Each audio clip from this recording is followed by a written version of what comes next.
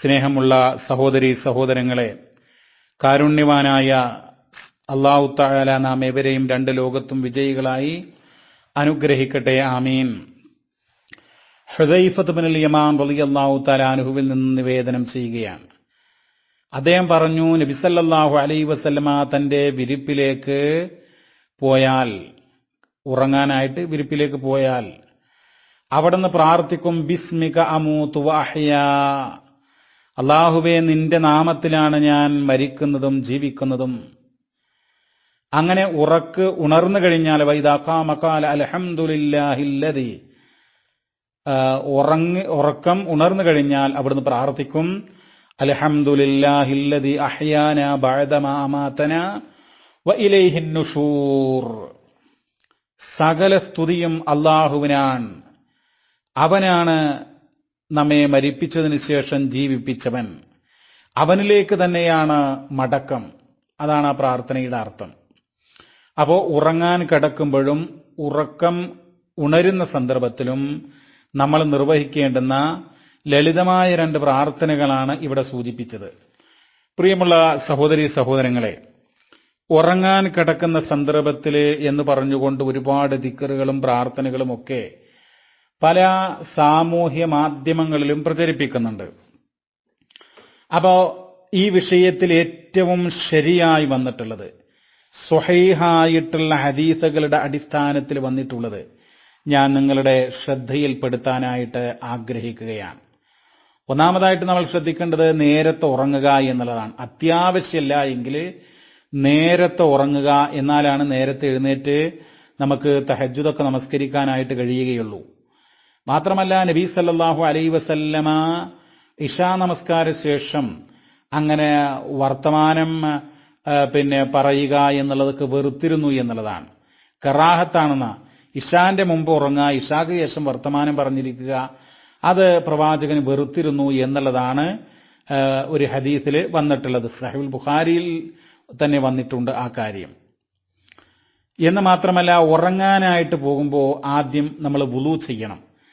നമസ്കരിക്കാൻ വുളൂ ചെയ്യുന്നത് പോലെ തന്നെ ശരിയായ രൂപത്തിൽ നമ്മൾ വുളൂ ചെയ്യണം. വിരിപ്പൊക്കെ ഒന്ന് തട്ടിക്കുടയണം. അതോടൊപ്പം തന്നെ വലതു പാർശ്വത്തിലായിക്കൊണ്ട് നമ്മൾ കിടക്കണം എന്നുള്ളതാണ്. എന്നിട്ട് നബി സല്ലല്ലാഹു അലൈഹി വസല്ലമ ചില കാര്യങ്ങൾ പഠിപ്പിക്കുന്നുണ്ട്. ആ സംഗതികൾ ഒന്ന്, ഇപ്പൊ സഹീഹുൽ ബുഖാരിയിലെ 5017 നമ്പർ വചനം, അതിന്റെ ചുരുക്കം ഇപ്രകാരമാണ്, അതെല്ലാവരും ശ്രദ്ധിക്കുക. അവസാനത്തെ 3 സൂറത്തുകളുണ്ടല്ലോ, സൂറത്തുൽ ഇഖ്ലാസ് ഖുൽ ഹുവല്ലാഹു അഹദ്, സൂറത്തുൽ ഫലക് ഖുൽ അഊദു ബിറബ്ബിന്നാസ്, സൂറത്തുൽ ഫലക് ഖുൽ അഊദു ബിറബ്ബിൽ ഫലക്, പിന്നീട് സൂറത്തുൻ നാസ് ഖുൽ അഊദു ബിറബ്ബിന്നാസ്. ഇങ്ങനെ 3 സൂറത്തുകൾ. ഈ സൂറത്തുകൾ നബി സല്ലല്ലാഹു അലൈഹി വസല്ലമ ഉറങ്ങുന്നതിന് മുമ്പ് പാരായണം ചെയ്തിരുന്ന. അപ്പൊ അതിന്റെ ശരിയായ രൂപം ഞാൻ, ഒരുപാട് ആളുകൾക്ക് കൺഫ്യൂഷൻ ഉള്ളത് കൊണ്ട് വളരെ വ്യക്തമായി ഞാൻ പറയാം. നബി ചെയ്തത്, നബി സല്ലല്ലാഹു അലൈഹി വസല്ലം, ആയിഷ റളിയല്ലാഹു തആല അൻഹ നിവേദനം ചെയ്യുകയാണ്, നബി എന്ത് ചെയ്യായിരുന്നു, ഉറങ്ങാനായിട്ട് പോയാൽ കുല്ല ലൈലത്തിന്, ഓരോ രാത്രിയിലും, ജമഅ കഫൈഹി, അവിടുത്തെ കൈകൾ അങ്ങോട്ട് ചേർത്ത് പിടിക്കും, കൈപ്പടങ്ങൾ ചേർത്ത് പിടിക്കും. സുമ്മ നഫസ ഫീഹിമ, എന്നിട്ട് ആ കൈകളിൽ ഊതും. ഊതുക എന്ന് പറഞ്ഞാൽ തുപ്പൊന്നും വേണ്ട, പിന്നെ തുപ്പുനീരും ആകേണ്ടതില്ല, ജസ്റ്റ് ഒന്ന് ഊതുക. ഫഖറഅ ഫീഹിമ, എന്നിട്ട് എന്ത് ചെയ്യും, അതിൽ പാരായണം ചെയ്യും. ഖുൽ ഹുവല്ലാഹു അഹദ്, ഖുൽ അഊദു ബിറബ്ബിൽ ഫലക്, ഖുൽ അഊദു ബിറബ്ബിന്നാസ്. ഓരോ തവണയാണ് പാരായണം ചെയ്യേണ്ടത്.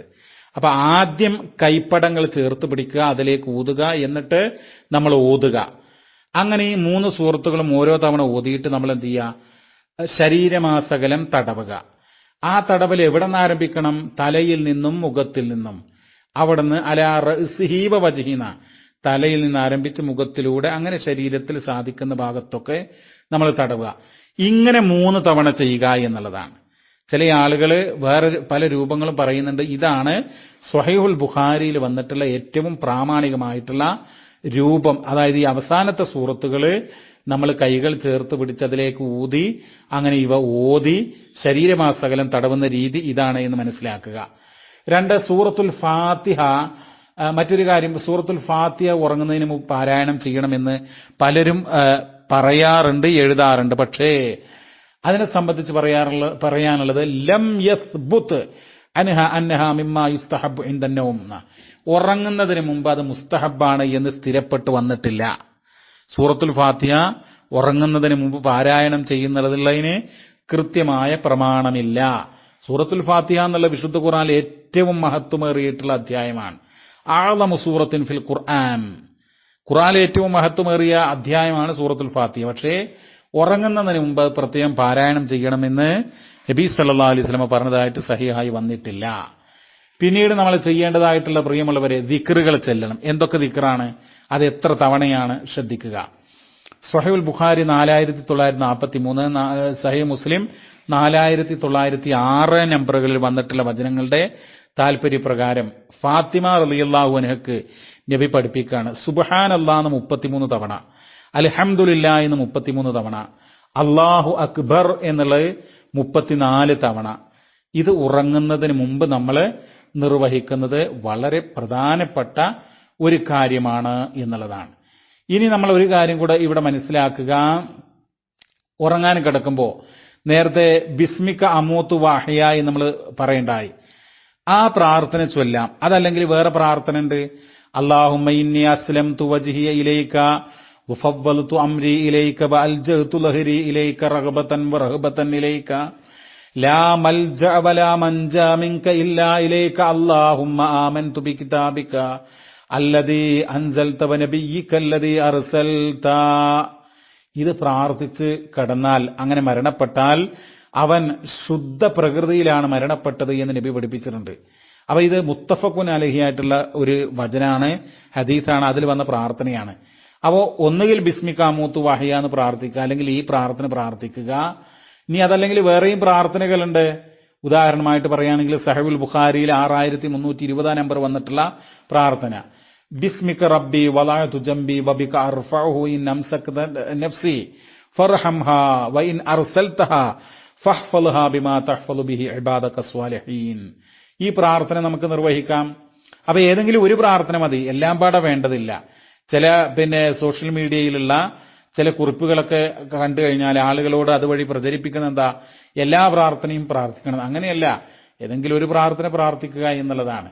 അപ്പോ ബിസ്മിക റബ്ബി വലഅതു ജംബി, എന്റെ രക്ഷിതാവിന്റെ നാമത്തില് എന്റെ പാർശ്വം ഞാൻ ഇതാ വെച്ചിരിക്കുന്നു, അവനെ കൊണ്ട് തന്നെയാണ് ഞാൻ അത് ഉയർത്തുന്നത്. റബ്ബേ, നീ ഇതിനെ, എന്റെ നെഫ്സിനെ, എന്റെ ആത്മാവിനെ പിടികൂടുകയാണെങ്കിൽ അതിനോട് കരുണ ചെയ്യണമേ. അതല്ല ഇനിയും അതിന് ജീവൻ നീട്ടിക്കൊടുക്കുകയാണെങ്കിൽ അതിനെ സംരക്ഷിക്കണമേ, സ്വാലിഹീങ്ങളായ നിന്റെ ദാസന്മാരെ സംരക്ഷിക്കുന്നത് കൊണ്ട് എന്നുള്ളതാണ്. അപ്പൊ അവരെ സംരക്ഷിക്കുന്നത് പോലെ എന്റെ ആത്മാവിനെയും സംരക്ഷിക്കണം എന്നുള്ള പറയുന്നത്. അതാണ് ആ പ്രാർത്ഥനയുടെ അർത്ഥം.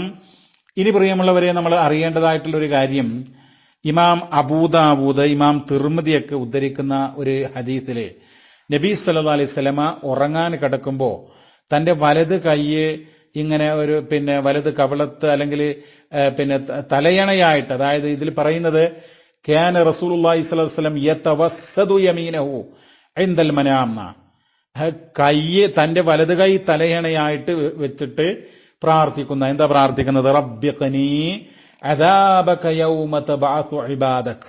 ഈ പ്രാർത്ഥന ഇത് ഒരു തവണയാണ് പ്രാർത്ഥിക്കേണ്ടത്. പ്രത്യേകം ശ്രദ്ധിക്കുക, ചില ഹദീസുകളിൽ അല്ലാഹുമ്മഖ്നി അദാബക യൗമ തബഅസു ഇബാദക, അത് 3 പ്രാവശ്യം പറയണം എന്ന് ചില കുറിപ്പുകളിൽ കാണുന്നു.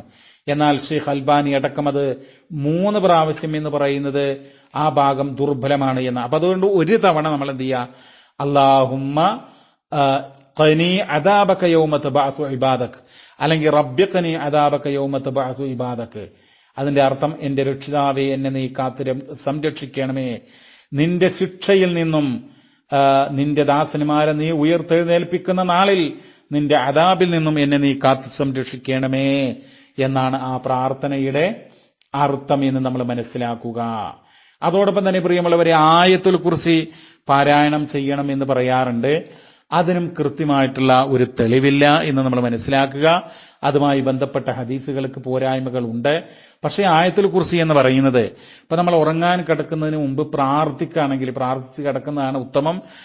അങ്ങനെ പ്രാർത്ഥിക്കുകയാണ് എങ്കിൽ നമ്മൾ ഹംദും സ്വലാത്തും ഒക്കെ കഴിഞ്ഞ്, പ്രത്യേകിച്ച് ഹംദൊക്കെ കഴിഞ്ഞ് ആയത്തുൽ കുർസിയൊക്കെ ഓതുകയാണ് എങ്കിൽ അത് അള്ളാഹുവിന്റെ ഇസ്മുൽ ആലമാണ് എന്നാണ്.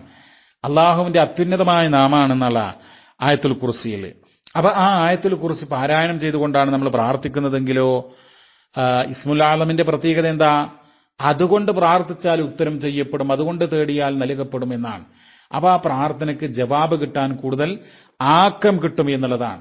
അപ്പൊ ആ രൂപത്തിൽ നമ്മൾ ആയത്തുൽ കുർസി പാരായണം ചെയ്യുക. അതല്ലാതെ ഉറങ്ങാൻ കിടക്കുമ്പോൾ വേറെ പ്രത്യേകം ആയത്തുൽ കുർസി എന്തില്ല, സുന്നത്തില്ല, അത് സ്ഥിരപ്പെട്ടു വന്നിട്ടില്ല.